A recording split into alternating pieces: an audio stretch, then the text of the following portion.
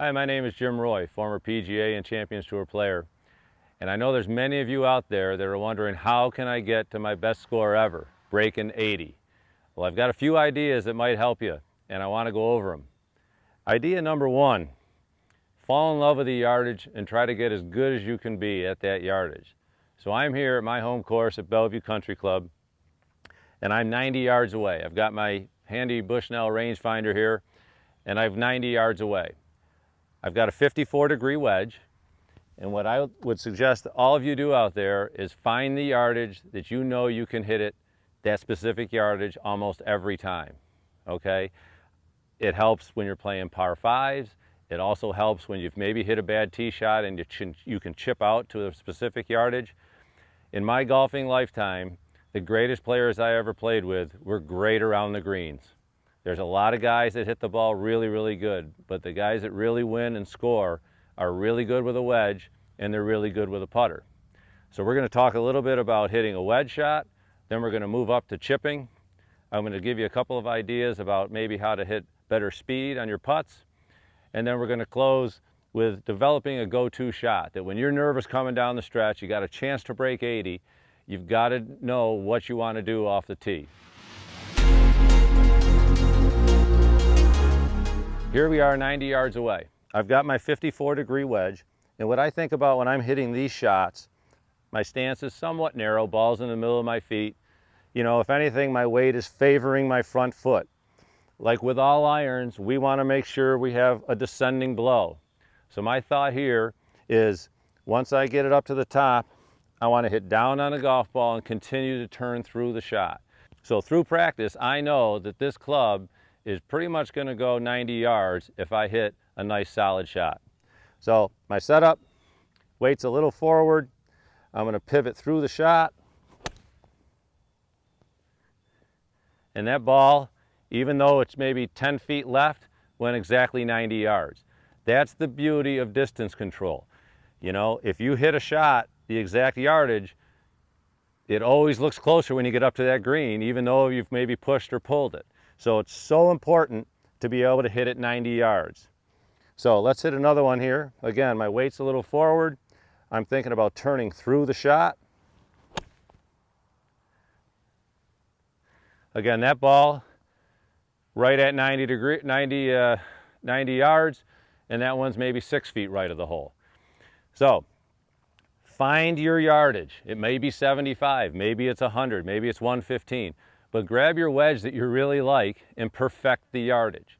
A thought that I would think will help your wedge game is, I really want you to feel when you're coming through the ball that chest is continuing to rotate. We never want to see their chest pop up in the air. You're going to start hitting up on the ball and it won't be as consistent. So one more here where we're going to set up. My thought here is to turn through the golf ball. I know through practice that this is going to go 90 yards if I hit it solid.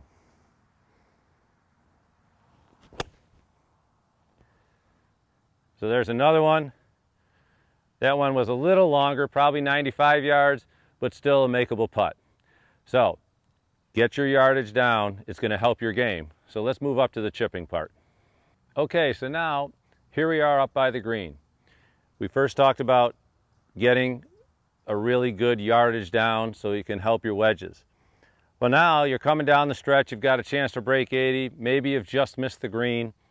Here I am here, I'm about 45, 50 feet away from the hole. So let me walk you through what I go through with my chip, okay? Because it would be a shame to hit two reasonable shots, be just off the green, and not get this one up and down, especially when there might be only a couple holes left and you've got a chance to break 80. So what I do when I chip is I try to pick out a landing spot where I want the ball to land, okay? So that becomes my target. It's not the pin, okay? I get more focused on where I want the ball to land and at what height, okay? So here I have a very good lie. Like I said, I'm kind of old school. I like to fly the ball about a third of the way and then let it run like a putt the rest of the way. So let me walk you through how I go about doing this. So I've picked my target, which is now maybe 5 or 6 feet onto the green. I have a pitching wedge here because I have a pretty good lie. So when I chip, what I would recommend is we would like to stand very close to the ball. I like to feel like I'm almost on top of it. And the reason is because if I get too far away and that club starts getting inside like this, that's a lot of disaster can happen, okay? I think it's really important that that club head always stays outside my hands. So all I have to do is pivot, and that club is going to make contact with the ball just the way I want it, all right? So, narrow stance, the ball's pretty much in the middle of my stance here. Another critical thing that I think is so important is my sternum and head feel like it's in front of the golf ball. I want to be able to bottom out in front of the ball. I never want to try to help the ball up in the air. So, sternum's in front, my head's in front, I'm concentrating on where I want this ball to land. Chip, I landed that one pretty good, and that's up there a couple of feet away from the hole, all right? So let me run through that again. Narrow stance, my sternum and my head are going to be in front of the golf ball. I'm very close to the ball, feeling very tall. Pivot through the shot, the ball lands on my target and makes its way to the hole, okay? It's so important when we have an opportunity to get the ball up and down from here that we get it within a real makeable putt. Even on tour, the best putters from 6 to 8 feet really only make them 65% of the time. So we better be able to chip it inside of that if we expect to get these shots up and down, all right? So, narrow stance, weights forward, sternum and head are ahead of the ball. I'm going to pivot through the shot, land it on my target, and roll that ball right up by the pin. So now, I'm going to talk about how we can get our longer putts closer to the hole too. Okay, well now we're on the putting green. So we've covered our 90-yard wedge. We want to perfect that yardage. We talked about chipping just off the green. Very important that we work on these aspects of the game. So now we're on the green, and I've actually here had a 50-foot putt that goes up a little rise. And you're coming down the stretch, you've got a chance to break 80, and the last thing you want to do is three-putt. I mean, pros hate to three-putt. They hate three-putting and they hate making sixes on par fives. So I want to share with you a little drill that I learned from Dr. Bob Rotella and Brad Faxon. And it's a drill that really gets us more relaxed and trusting our instincts. I think we get in a lot of trouble, especially if we get a little nervous, where we try to be too perfect. And that really can result in disastrous outcomes, okay? We're trying to hit the ball just the right speed. You know, so this is a nice drill. I think they refer to it as an 8-ball drill. And what my goal in this drill is going to be is with each subsequent ball that I putt, I'm going to try less and less. And I want to feel myself get more and more relaxed with each putt that I hit. Because I think we get worrying about putting it into a circle or not, you know, if I three-putt this, I won't be able to break 80. So this is kind of a drill that hopefully will get you to trust your instincts, okay? So on this first putt, I'm going to go ahead and putt this ball pretty much the way I would normally putt it, you know, my routine, which is typically 2 practice strokes, okay? And then I go ahead and hit this first putt. All right, so I'm doing what I normally would do. I go up and I putt it, okay? On this next putt, I just totally react to what I did on that one. So I left that one a little short and didn't play enough break. So now I'm even more relaxed and I'm just adjusting to the putt that I hit before. So that putt was really good speed, pretty good line. So I'm going to remember that feel and I'm going to let the putter do the work. And I'm reminding myself as I'm doing this that my putting stroke feels really good, it's rhythmic, I'm trusting my instincts, I'm rolling the ball to my target, and I'm just reacting to the putt that I hit before. So that one was, just need to hit this one a little bit harder.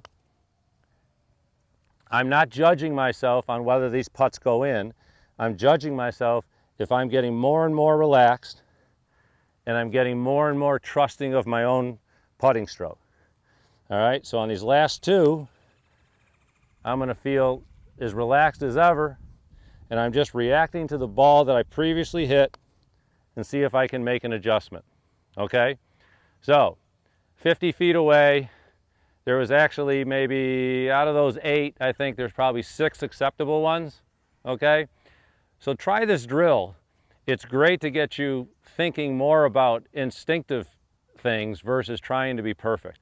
And I think the greatest putters react to the situations better. They trust their instincts, and therefore they're going to hit better speed putts. Okay, our last suggestion for you guys out there and gals that are trying to break 80 would be to develop a go-to shot. Okay, what do I mean by that? Well, all the players on the tour, there's a shot that they feel most confident they can hit when they're really nervous. And I think it's important that you develop one that when you're coming down the stretch and maybe you need to par the last hole to break 80, you can fall back on that shot. I know for me personally, a number of years ago when I qualified for the Champions Tour out at the Champions course out in Scottsdale, I was really nervous on the last hole of the tournament. It's a really tough driving hole. Water left, the desert was right. And my favorite shot to go to when I'm a little bit nervous is a 3-wood, which I have here. I don't use a tee, and I try to hit a low penetrating cut. Okay, for me, it takes the left side of the golf course out. I can hit it far enough where I still have a reasonable shot into the green in most cases. But you want to develop yours. I know players that just know they're going to draw it all the time, and I think that's fine too. It's whatever works for you. And another thing on that is when you're coming down the stretch trying to break 80, you don't have to hit driver just because your buddies and playing partners are hitting driver. You've got to be comfortable with you think you can get in the fairway. That's the most important thing. There's many times when I won't hit, I might hit an iron off the tee and my partners are hitting a driver because for some reason this hole just makes me feel uncomfortable. So let me walk you through what I try to do with my go-to shot. So here's a 3-wood. I choke up on it a little bit. I like the feeling that I'm actually standing a little closer because my feeling here is I'm hitting basically a hard punch shot. I think a lot of you out there remember Tiger used to hit what he called a stinger. And I don't know if he ever missed the fairway hitting that shot. It was an unbelievable weapon for him, and he used it obviously to become the greatest player of this generation. So this is my attempt at the Tiger stinger with my 3-wood. All right. So the ball's going to feel like it's a little bit forward of center. I've got when I'm making my swing here, my really only thought is to have a descending blow and keep turning through. I'm going to aim a little bit up the left side, and I don't try to help the ball in the air. I'm really basically hitting a low kind of punch shot.